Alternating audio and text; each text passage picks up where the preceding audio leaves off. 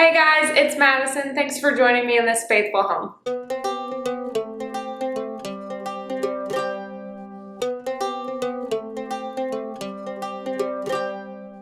I am really excited for today's video because we are going to be hanging up some kitchen wallpaper as the backsplash for this kitchen. First things first, we needed to take out these countertops and this sink because we are going to be installing a new sink and updating these counters here in a little bit. So I thought it would be best to get the counters out, that way we can hang the wallpaper a lot easier. So first thing you see here is me struggling with taking out the plumbing for the sink because I didn't exactly know what I was doing. It's okay. We turned the water off first. That part I did know, but past that it was a bunch of untwisting and hoping for the best.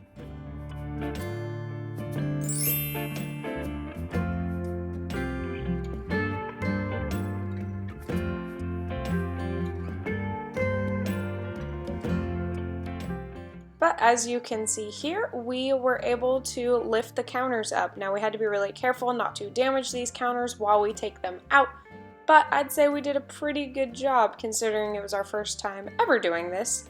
So super happy about that. The counters came out really easily, and so we are going to set them in the back for now.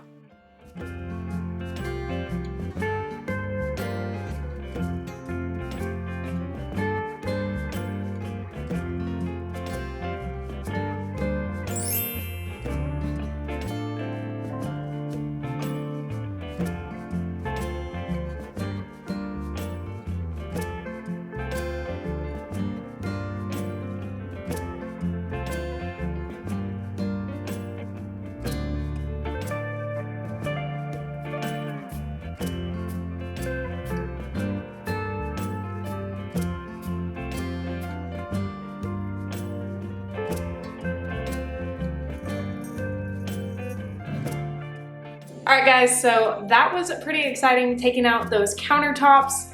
Definitely the first time we did that, so I had no idea how it was gonna go. Thankfully, now it's after, and I can tell you that it wasn't as bad as we thought it would be. I have in my hand the wallpaper that we are gonna put on the wall. I'm so excited to finally be able at this stage of this project where we are hanging up wallpaper. This, obviously you can't see it right now because it's like still wrapped, but it's a white and silver hexagon print. I found it on Amazon. I'll make sure to link it in the description box below for you guys, but I'm really excited. No, I have never hung up wallpaper before, and I have no idea what I'm doing. So we're gonna take you along for hanging up wallpaper for the first time, because in theory, this should be easy.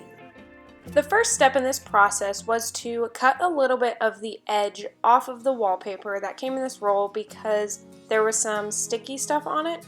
And then after we did that, I needed to make sure that I measured exactly how much wallpaper we needed.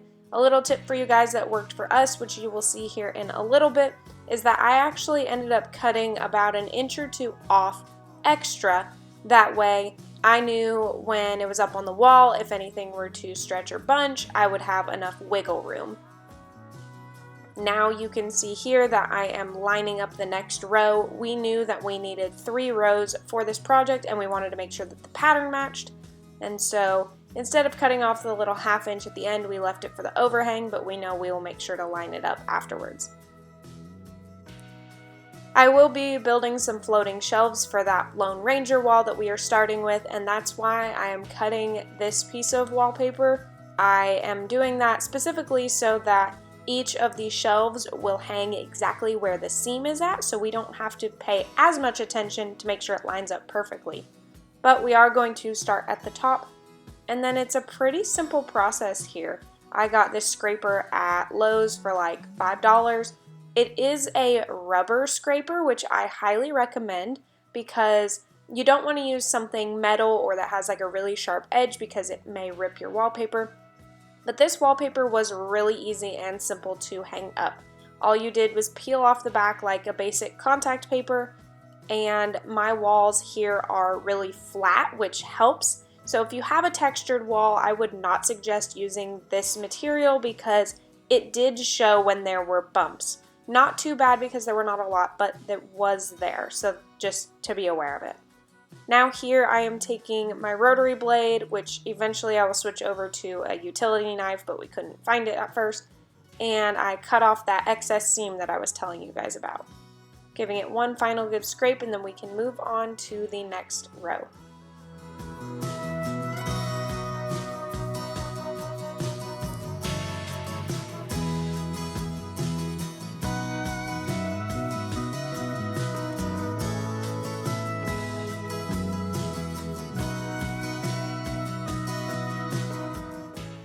There is actually an outlet here behind me, and on this first set we didn't know how we wanted to tackle the outlets, so we thought we would trim it as we were going, but decided that it was actually a lot harder to do it at that point than it would be if you had pre-cut the hole for the outlet, which I will show you here in a little bit.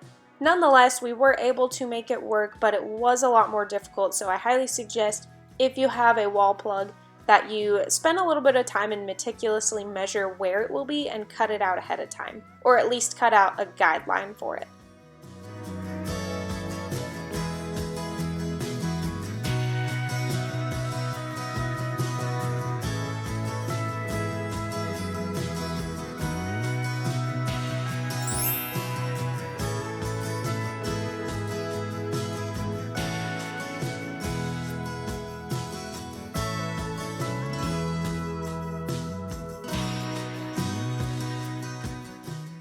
It may be a little tricky to see at this angle, but this is what I was talking about with the wall plug. We had already cut out that rectangle just by measuring how far down from the base of the cabinet, how far from the window, and then an approximate size of the outlet plug, so you can see there that it is a better and easier rectangle.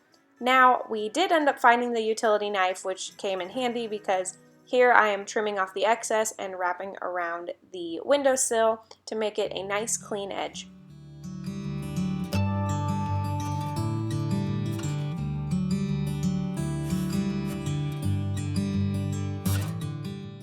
This project was really easy to do, and I am very happy with how it turned out. I will say that on some of the bigger walls it was nice to have 3 people because one person, aka my mom, was pulling off the back sheet while Sammy held the excess tight and I scraped it onto the wall. But later on, my mom and I went back and did the laundry room portion of the wallpaper, and just her and I did it together. We didn't have Sammy at this point, and we were able to do it just as easily, but it was nice to have that third set of hands. So I will say, if you are doing a wallpaper project, I would not recommend doing it by yourself. One person at least, and if possible, 2 other people to help you.